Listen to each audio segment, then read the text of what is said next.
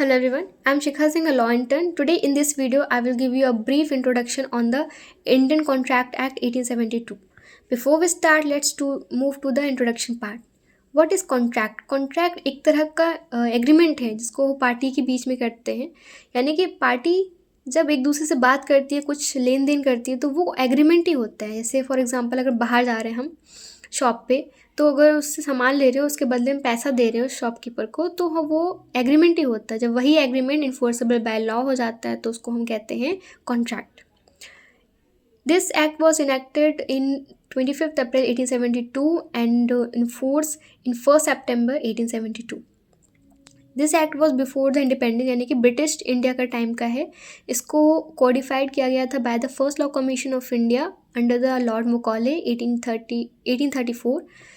इसमें total chapter हमारे हैं 11, जिसमें से 2 चैप्टर हैं sales of goods, 7, chapter number 9, 11 partnership, जिसको रिपील कर दिया गया है by the authority and make a separate legislative act.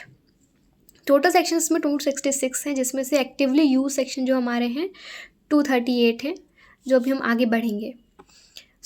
किसी भी एक्ट का स्टार्ट करने से पहले उसका प्रीएम्बल होता है, where it is expedient to define and amend the certain parts of this act. किसी भी एक्ट कुछ पार्ट या कुछ लॉज हैं जो अमेंड हो सकते हैं, ये कैसे हो सकते हैं, तो उसको प्रीएम्बल बताता है. फिर हमारा आता है कि सेक्शन नंबर 1 क्या कहता है. कहता है कि शॉर्ट टाइटल प्रिलिमिनरी होता है ये पूरा section number 1, section number 2. Preliminary यानी कि सेक्शन नंबर शॉर्ट टाइटल में बोलता है कि इसका टाइटल क्या है, इसको कहते क्या है इस एक्ट को. फिर हमारा आता है एक्सटेंड, यानी कि इसका अप्लीकेबिलिटी क्या है, कहाँ तक इसका एक्सटेंड है, इंडिया है, इंडिया के बाहर है, इंडिया कितने रेंज में है. फिर कमेंसमेंट आता है, यानी कि इसका इन्फोर्समेंट डेट इसके बताता है कि कब ये एक्ट लागू हुआ था इंडिया में. फिर हमारा था सेविंग एंड, इसको हम एक्सेप्शन भी कह सकते हैं, एक्सेप्शन क्लॉज भी कह सकते हैं, क्योंकि इसमें प्रोटेक्टिव और प्रिवेंटिव नेचर का इसमें कुछ एक्ट होते हैं या कुछ लॉज होते हैं जिनको बचाता है इस एक्ट से, यानी कॉन्ट्रैक्ट एक्ट से, कुछ ऐसे पार्ट्स, सेक्शन या कुछ रूल्स. फिर हमारा आता है इंटरप्रिटेशन क्लॉज, सेक्शन नंबर 2, जिसमें कुछ ऐसे टर्म्स से बताते हैं कि इस कॉन्ट्रैक्ट एक्ट में ये टर्म्स यूज्ड होंगे ही होंगे, चाहे आप कहीं भी पढ़ लें इसको. जैसे हमारा प्रपोजल है. What is proposal? प्रपोजल में हमारा आता है कि जब कोई पार्टी किसी दूसरी पार्टी को प्रपोज करती है, विलिंगनेसली सिग्निफाई करती है इस एसेंट में, इस उम्मीद में कि दूसरी पार्टी भी एसेंट दे उस प्रपोजल का, तो उसको हम कहते हैं प्रपोजल. कोई भी ऐसा रिक्वेस्ट या प्रपोजल. इसमें 2 पार्टीज होती है, प्रपोजर और प्रपोजी, यानी कि प्रॉमिसर और प्रॉमिसी भी कह सकते हैं इसको.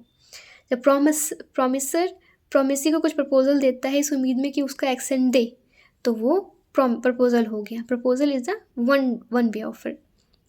फिर हम कहते हैं कि जब वही प्रपोजल का एक्सेप्टेंस हो जाता है तो उसको हम कहते हैं प्रॉमिस.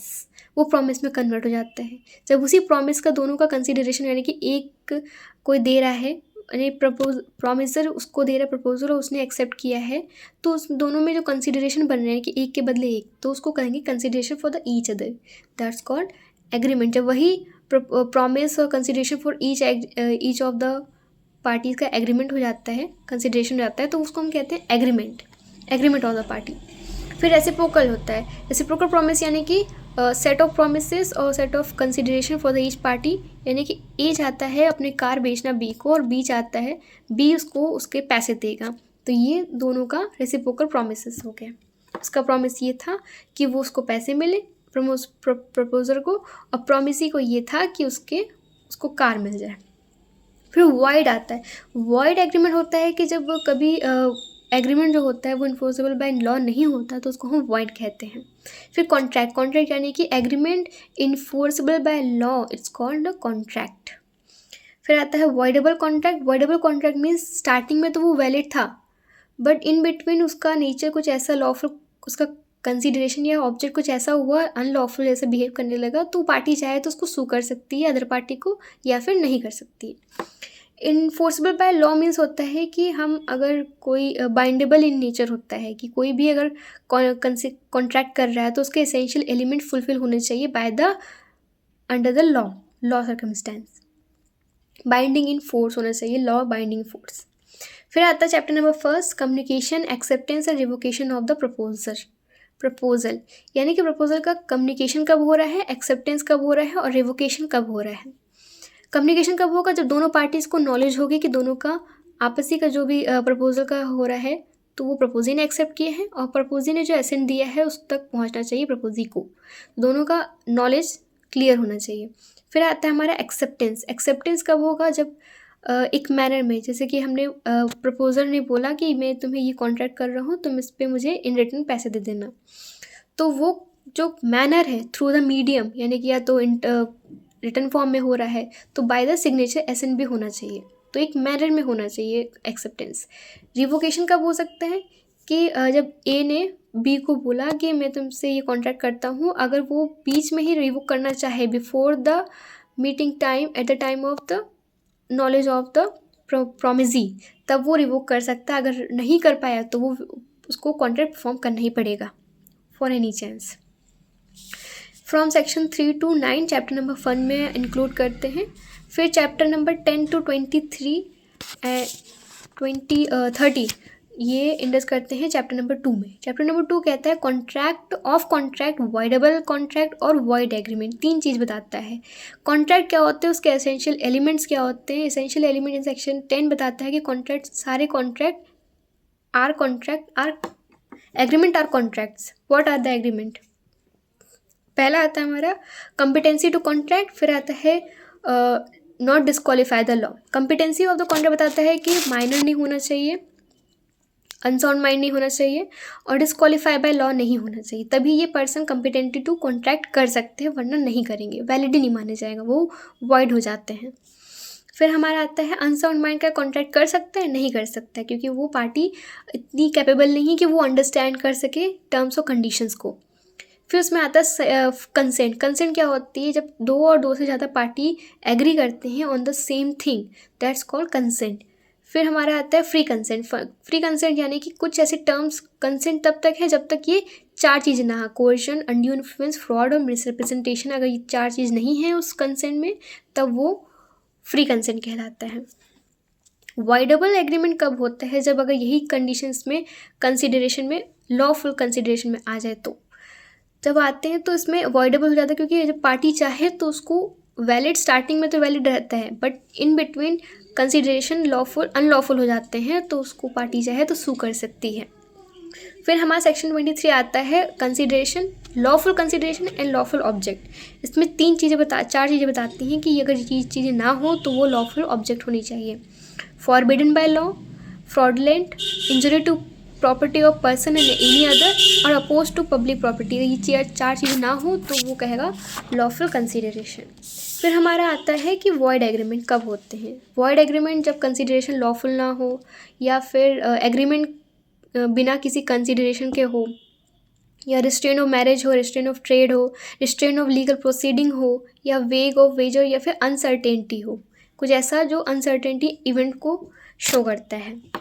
फिर हमारा चैप्टर नंबर 3 बोलता है कंटीजेंट ऑफ कॉन्ट्रैक्ट। कॉन्ट्रैक्ट ऐसा जो कोलिटरल अनहैपनिंग, अनइवेंट हैपनिंग, यानी कि कुछ ऐसा जो अनफ्यूचर हो, अनप्लान्ड हो। फॉर एग्जांपल अगर ए बोले बी से कि मैं तुम्हें 10,000 दूंगा अगर तुम्हारा घर जल गया तो, दिस इज इम्पॉसिबल। तो इसमें हैपनिंग और not happening, conduct of living person, fix time या इम्पॉसिबल इवेंट को बताता है। फिर हमारा आता है performance of parties, performance of the contract. Contract का परफॉर्मेंस कब होगा। पहला आता है कि कॉन्ट्रैक्ट मस्ट बी परफॉर्म, दोनों के ऑब्लिगेशन होने चाहिए कि अगर ए अपना प्रपोजल दे रहा है तो बी को एक्सेप्ट करना पड़ेगा, उसके इन रिटर्न में उसको भी देना पड़ेगा। अगर कोई ए सामान मंगवा रहा है ए कंट्री से बी, तो बी को उसके बदले में पैसे देने पड़ेंगे, अगर नहीं देगा तो वो कॉन्ट्रैक्ट वॉइड हो जाता है, तो उस कॉन्ट्रैक्ट को आप डिसॉल्व कर सकते हो। तो both the party have the obligation to perform their duties. फिर आता है हमारा by who must be perform. There are 3 parties होते हैं, पार्टीज़ भी कर सकती है, यानी प्रपोजी भी कर सकती है, थर्ड पार्टी भी कर सकता है, और जॉइंट पार्टीज़ भी कर सकती है। जॉइंट पार्टी जैसे कि ए बी सी तीनों ने मिलके एक जॉइंट कंपनी खोली थी, और उसने डी से लोन लिया 3,000 का, बट आफ्टरवर्ड ए और बी ने दे दिया बट सी ने नहीं दिया, तो ए और बी क्लेम उस पर फोर्स कर सकते हैं कि तुम अपने साइड का पैसा दो, नहीं दोगे।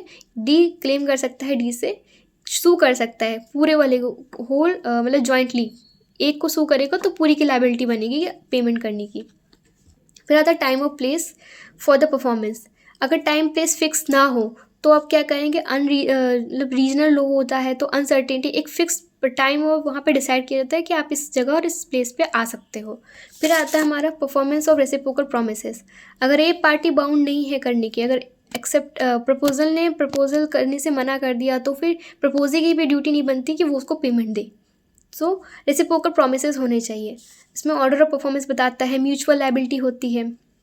इसमें एक डॉक्ट्रिन आता है, डॉक्ट्रिन ऑफ फ्रस्ट्रेशन, यानी कि इम्पॉसिबल एग्रीमेंट। कुछ ऐसे एक्ट है जो इम्पॉसिबल करना ही उसको कर ही नहीं पाएंगे तो इम्पॉसिबल हो जाता है। फिर हमारा आता है एप्रोप्रिएशन ऑफ पेमेंट, यानी कि ऐसा पेमेंट जिनको डेप्ट में किए जा रहे हो और उसको डेक्लेरेशन नहीं मिल रहा है, यानी कि डायरेक्शन क्लेम कैसे देना है वो बताता है। या फिर बाय लोन इक्वली अनइक्वल है कि नहीं है। Application of payment where neither party appropriated. फिर आता है मैं contract which need not to be perform. इसमें 3 चीज़ें आती हैं जो कॉन्ट्रैक्ट परफॉर्म नहीं हो सकते। पहला आता है नोवेशन। नोवेशन यानी कि न्यू कॉन्ट्रैक्ट, रिसेशन यानी कि cancellation of the contract, alteration change the term the something, कुछ ऐसे टर्म्स को चेंज कर देना बाय द म्यूचुअल एग्रीमेंट, कि पार्टीज बोले कि कुछ ऐसे एग्रीमेंट को चेंज कर दो हमारे कंसेंट पे, तो उसको भी कहते हैं कि ये ऐसे कॉन्ट्रैक्ट है जिनको हम परफॉर्म नहीं कर सकते। फिर चैप्टर नंबर 5 आता हमारा certain relation resemble those created by the contract. कुछ ऐसे, इस चैप्टर का मतलब ये होता है कि पर्सन के बिहाफ पे पेमेंट कर देना अननोइंगली, और बट वो स्टिल लाइबल होगा तो क्लेम द पेमेंट। जैसे आता है claim for necessary supply to person incapable of containing on this account, या कुछ ऐसा कोई ऐसा लुनेटिक पर्सन है या इंसेन पर्सन तो उसके बिहाफ पे कर दिया तो उसका भी पर्पस है कि वो क्लेम कर सके उसके थ्रू से। फिर आता है रिम्बर्समेंट ऑफ द पेमेंट। फिर obligation to perform enjoyment benefit of the non gratuitous. अगर कोई सामान किसी दूसरे का मिल गया है, ए का सामान बी को मिल गया है बाय मिस्टेकली, तो ए उसका फ़ायदा उठा रहा है बट बी क्लेम कर सकता है कि वो वापस जितना भी उसको बेनिफिट मिला है उसको दे सके कंपनसेशन के थ्रू। फिर आता है responsibility of finder of goods. Responsibility होती है कि जब कोई इसको गुड्स मिल जाते हैं, सड़क पे जा रहा है, कोई सोनी घड़ी मिल गई तो उसकी रिस्पॉन्सिबिलिटी है कि वो जाके पहले उसको पुलिस स्टेशन दे, जिसका भी सामान है, ओनर कौन है उसका। फिर हमारा आता है chapter number 6 the consequences of the breach of contract. अगर आप ब्रीच करोगे कॉन्ट्रैक्ट का तो आपको क्या करना पड़ेगा, तो उसमें 3 चीज़ें होती है। सेक्शन 34, 33, 73, 74, 75। 73 में डैमेज को 2 तरीके से बताता है, ऑर्डिनरी प्रॉब्लम, ऑर्डिनरी लॉसेस और प्रोबेबल लॉसेस। 74 में बताता है कि लिक्विडेशन जो प्रोवाइड है कंपनसेशन का, वो कैसे पेनल्टी आप दे सकते हैं। फिर आता है राइटफुलनेस, अगर है पार्टी राइटफुलनेस एक्सरसाइजिंग कॉन्ट्रैक्ट तो entitle to compensation. So next move to the chapter number 9th which is a sales of good. 10th is an indemnity to contract. indemnity यानी कि पर्सन प्रॉमिस करते हैं कि हम आपको सेव करेंगे from the कोई भी डैमेजेस अगर हो रहे हैं किसी के थ्रू, जैसे सेव फ्रॉम द अदर, या कोई भी डैमेज किसी के द्वारा किया जा रहा है या खुद के द्वारा, यानी बाय हिमसेल्फ और बाय अदर पार्टी, तो वो प्रॉमिस करते हैं कि हम आपको इंडेमनिटी भी प्रोवाइड करेंगे, यानी डैमेजेस क्लेम देंगे। गारंटी में ये बोलता है कि इसमें 3 पार्टी होती हैं, एक प्रिंसिपल डेटर होता है, क्रेडिटर होता है और श्योरिटी। प्रिंसिपल डेटर यानी कि जो डिफ़ॉल्ट कर रहा है, और क्रेडिटर यानी कि जो श्योर देता है, जिसको श्योरिटी मिलती है कि गारंटी मिलती है कि हम आपको पेमेंट देंगे। या फिर आता है श्योरिटी यानी कि जो गारंटी दे रहा है किसी को, तो वो कह जाता है कि गारंटी हो रही है। फिर चैप्टर नंबर 11 ये कहता है कि बेलमेंट है। 9 बेलमेंट पे हमारा आता है कि बेलमेंट होता क्या है। बेलमेंट यानी कि डिलीवरी ऑफ गुड होता है। अगर जब आप, जैसे अमेज़ॉन होता है, अगर हम पेमेंट कर देंगे तो वो हमें गुड्स ला के दे देगा, तो इट्स कॉल्ड अ बेलमेंट, यानी कि delivery of the good by the party. इसमें 2 होते हैं पार्टी, बेलर और बेली होते हैं। फिर आता है इसमें bailor of the pledge. Pledge यानी किसी का कुछ चीज़ें गिरवी रख देना, तो गिरवी प्लेज का होता है, तो उसमें 2 पार्टी होती है, पॉनर और पोनी। फिर हमारा आता है एजेंसी, यानी कि चैप्टर नंबर 10। इसमें बताते हैं कि एजेंसी यानी किसी को अपॉइंट करता है। प्रिंसिपल होता है, एक एजेंट होता है, वो अपने आप को अपॉइंट करेगा तो उसके बिहाफ पे वो काम करेगा। अगर एजेंट से कोई डैमेज हो जाता है तो वो उस पर क्लेम कर सकता है, तो प्रॉपर्टी पे डैमेजेस क्लेम हो जाते हैं। तो इतना ही था हमारे लिए। नेक्स्ट वीडियो के लिए थैंक यू।